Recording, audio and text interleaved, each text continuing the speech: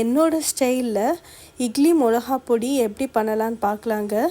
ஒரு பேனில் 1/2 கப் வெள்ளை உளுந்து, 1/2 கப் கருப்பு உளுந்து வறுத்துக்கலாம். இப்போ ஒரு தட்டில் நம்ம தனியாக எடுத்து வச்சுக்கலாம். அதுக்கப்புறம் 1/2 கப் கடலைப்பருப்பு சேர்த்துக்கிறேன். இதுவும் நல்லா வறுத்து எடுத்துக்கலாம். கடலைப்பருப்பு நல்லா வறுத்தாச்சு. இதுவும் ஒரு தட்டில் எடுத்து வச்சுக்கலாம்.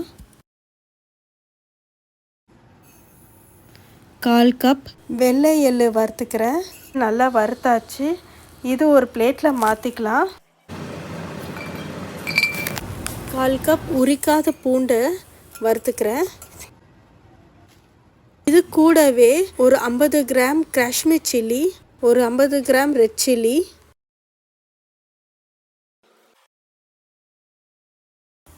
இந்த இட்லி மிளகா பொடிக்கு தேவையான உப்பு, அதுக்கப்புறம் கொஞ்சமாக பெருங்காயத்தூள்,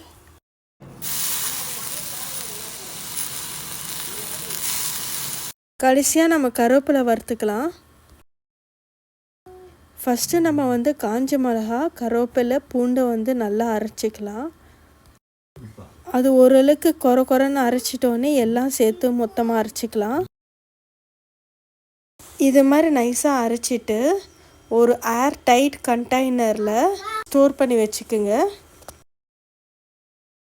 இந்த பொடியோட நல்லெண்ணெய் சேர்த்து மிக்ஸ் பண்ணி இட்லியோடு சேர்த்து சாப்பிடுங்க. ரொம்ப ருசியாக இருக்கும்.